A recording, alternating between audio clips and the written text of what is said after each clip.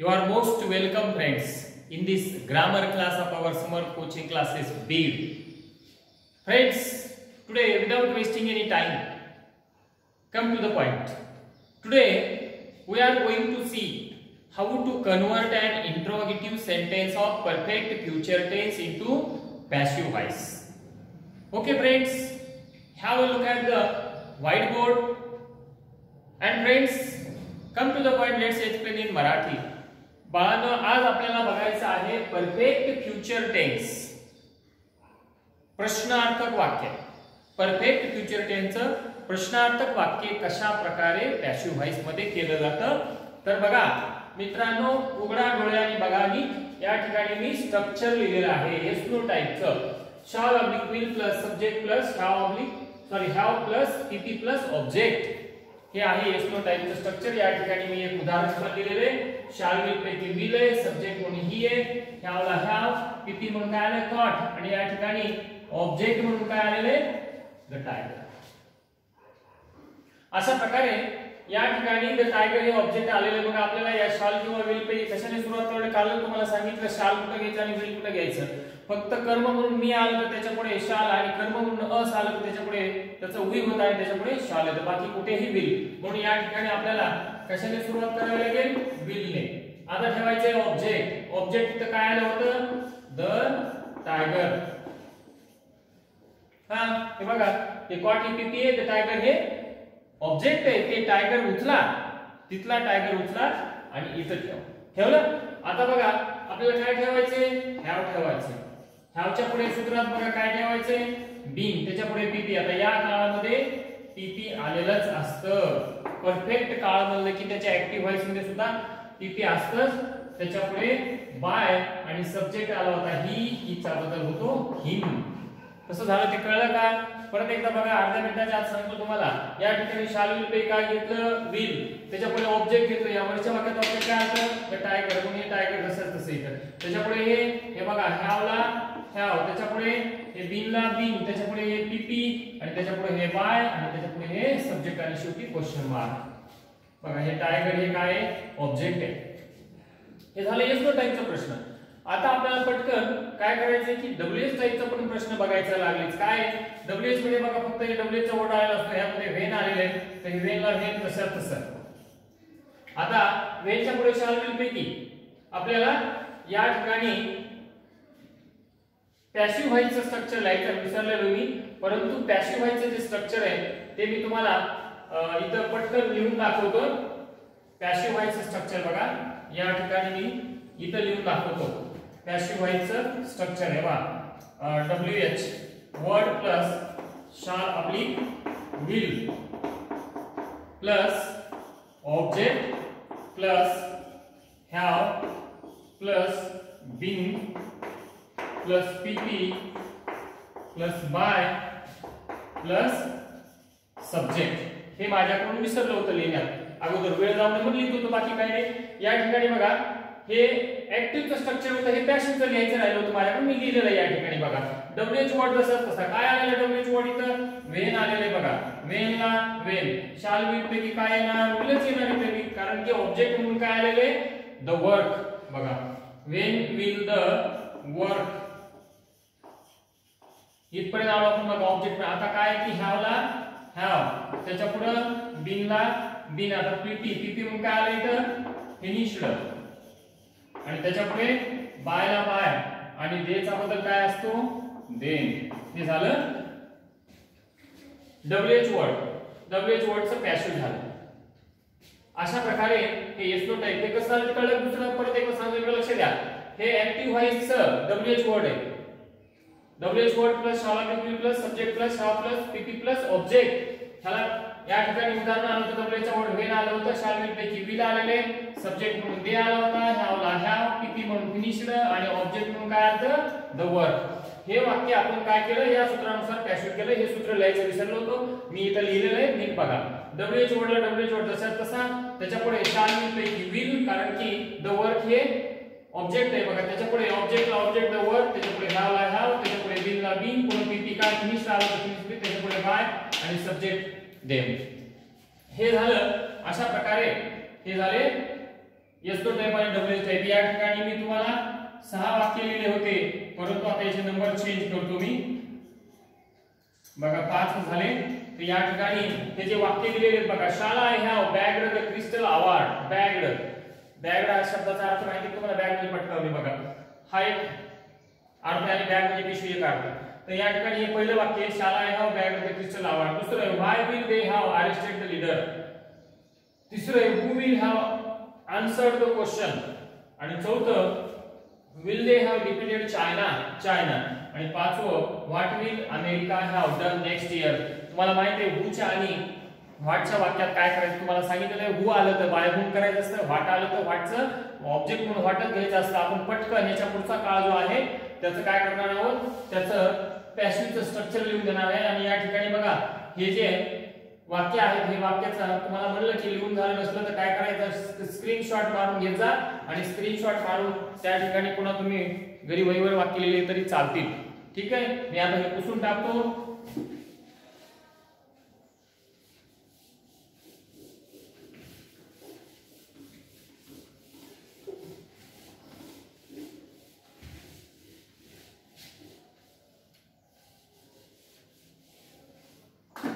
बघा नंबर 12 आहे या काळाचा आणि त्याचं नाव आहे परफेक्ट कंटिन्युअस फ्युचर टेन्स.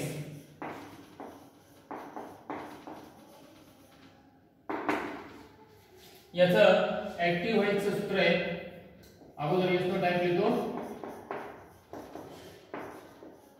हे बघा, एव्ही shall oblique will plus subject plus have plus being plus verb आणि ing plus object. हे झालं ऍक्टिव्ह स्ट्रक्चर. बघा एक वाक्य लिहून दाखवतो मी इथे.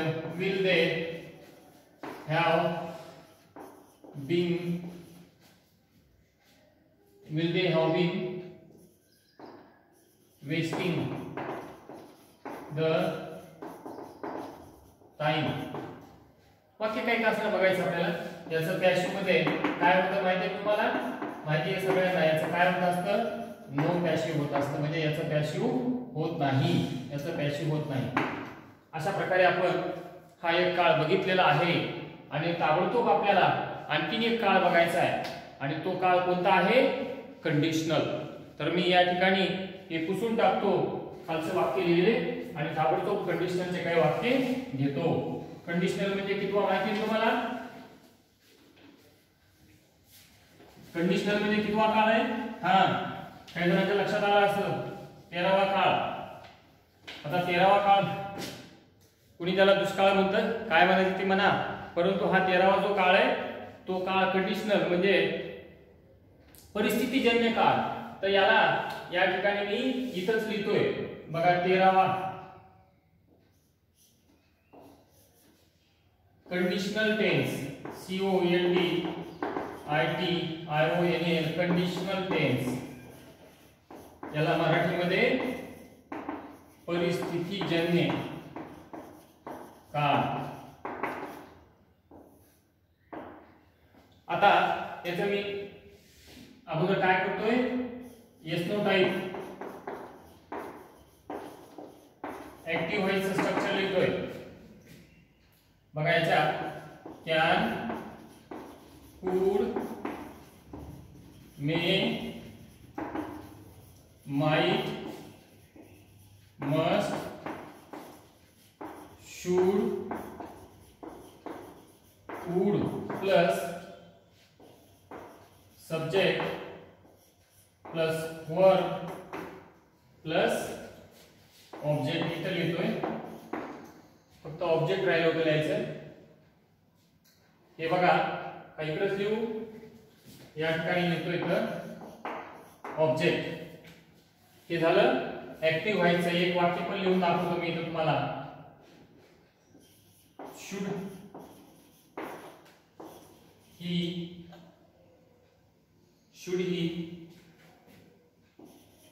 write an application. बघा अगोदर वरचं जे स्ट्रक्चर आहे ते नीट बघून घ्या. अशा प्रकारचं स्ट्रक्चर आहे.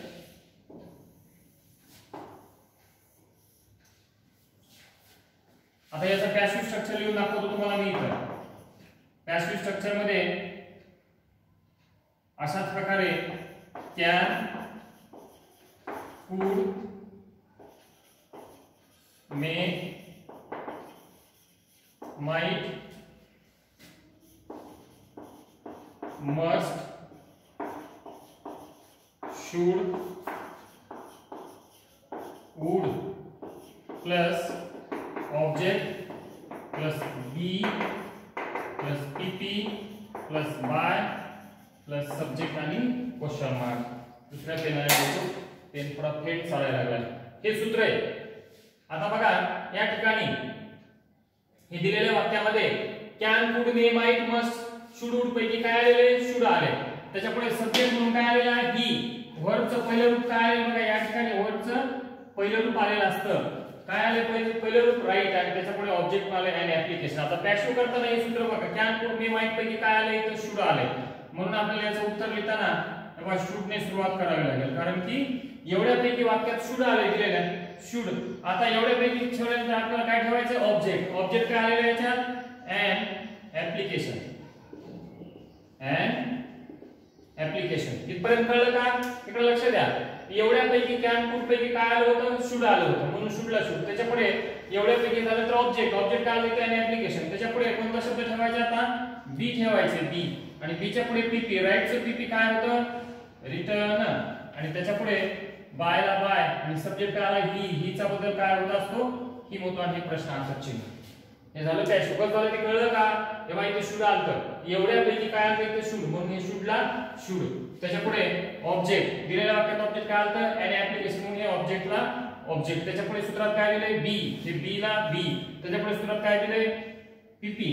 पीपी कशाचं? आता इथे पहिल्या रूपाचं राईटचं पीपी रिटर्न आणि त्याच्या पुढे बायला बाय, सब्जेक्टला सब्जेक्ट, शेवटी क्वेश्चन मार्क. आता एक डब्ल्यूएच करून दाखवतो. तेव्हा डब्ल्यूएच क्वेश्चन एव्ही. एव्ही मध्ये काय नाही, याच्या अगोदर फक्त एक डब्ल्यूएच चा वर्ड आलेला असतो, बाकी सेम असतं. कॅन, कुड, डबल झालं. Can, could, may, might, must, should, would.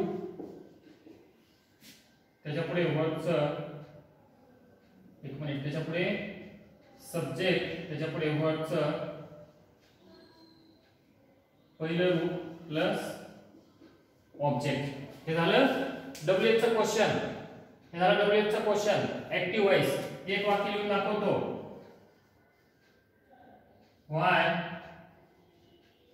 Must they leave the town. हे बघा why must they leave the town.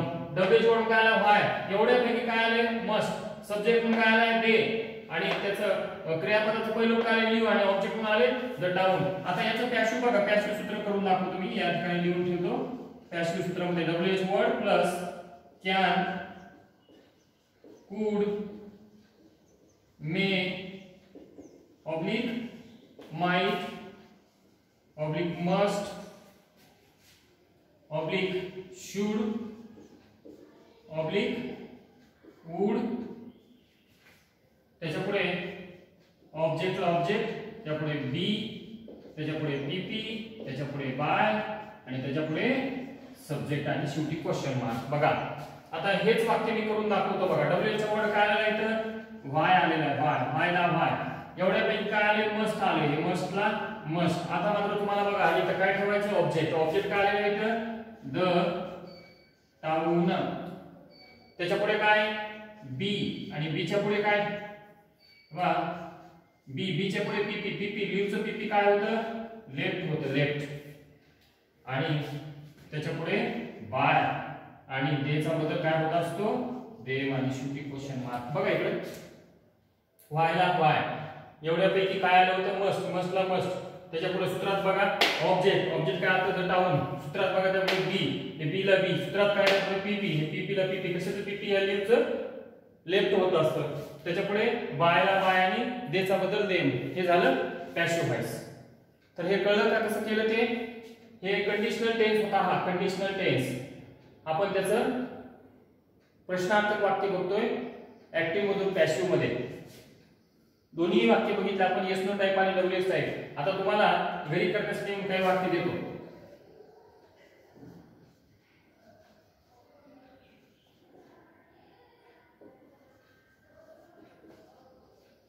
Where might he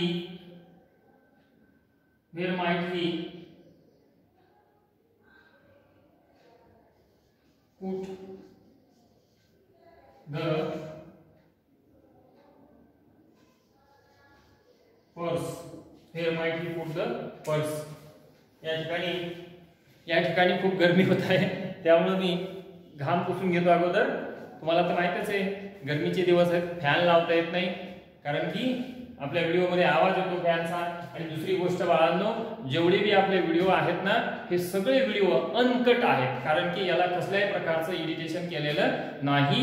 मला ते एडिट वगैरे करता येत नाही, हे आपला काही व्यवसाय नाही, फक्त आपली ही गरज म्हणून सध्या आपण याच्यात हे अशा प्रकारचे व्हिडिओच्या माध्यमातून तुम्हाला भेटत आहोत. नाही तर आपल्याला याची काही आवश्यकता नव्हती, याची माहिती नव्हती. सगळे व्हिडिओ जे आहेत हे सगळे व्हिडिओ आपले अनकट आहेत, कुठेही एकही शब्द कुठं कट केलेला नाही. म्हणून कुठं जर एखाद्या ठिकाणी एखादा शब्द नकळतपणे स्लिप ऑफ टंग माहिती आहे ना, नकळतपणे जर एखादा शब्द निघून गेलेला असला तर ते समजून घ्या तुम्ही. कारण की आपल्या जे YouTube वरती व्हिडिओ असतात, हे YouTube वरचे व्हिडिओ खूपच एडिट केलेले असतात, खूप एडिट केले असतात, प्रत्येक मिनिटाला कात्री लावलेली असते. परंतु या ठिकाणी जे आहे, मी जे बोलतोय, ते जे मनात येईल ते बोलतोय आणि जे डोक्यात विचार सुचल ते बोलतोय, त्यात कसल्याही प्रकारचा कट मारलेला नाही. म्हणून एकच विनंती आहे सगळ्यांना की जर कुठं स्लिप ऑफ टंग म्हणजे काय की बोलता बोलता जर जीभ कुठं घसरली असली एखादा शब्द, तर त्याला माफ करा. असं होऊ शकतं, कोणताही माणूस बोलण्याच्या ओघामध्ये एखादा दुसरा शब्द दुसरा जाऊ शकतो, त्यामुळं समजून घेण्याचा प्रयत्न करा. तुम्हाला काही आणखी वाक्य देतो आणि मग नंतर आपलं जे व्हॉइस आहे हे व्हॉइस संपल्यात जमा आहे, म्हणजे व्हॉइस संपलेलंच आहे, कारण की आपण व्हॉइसला खूप दिवस घेतलेले. प्रश्नार्थक वाक्याचं व्हॉइस तुम्हाला मी शिकवलेलं आहे, त्याच्यामुळे वेळ जास्त गेला. परंतु जरी जास्त गेला असला तरी पण तेही तुम्हाला आवश्यकच होतं, म्हणून तुम्हाला हे प्रश्नार्थक वाक्याचं व्हॉइस सुद्धा दिलेलं आहे. काही वाक्य, एक वाक्य दिलं इथं, आता दुसरं आणखीन देतोय.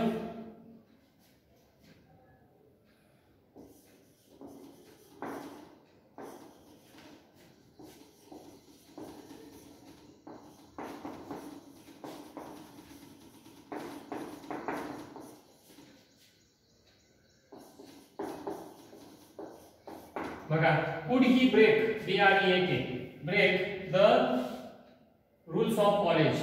तिसरं, when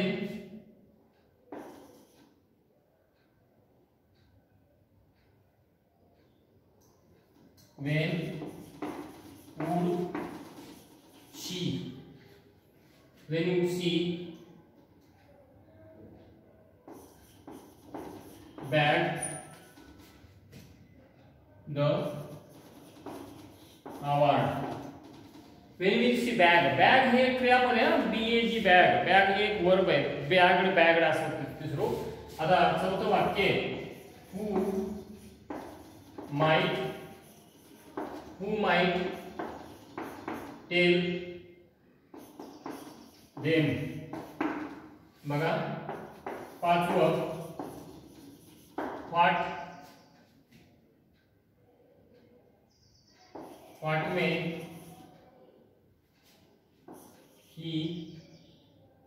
what may he ask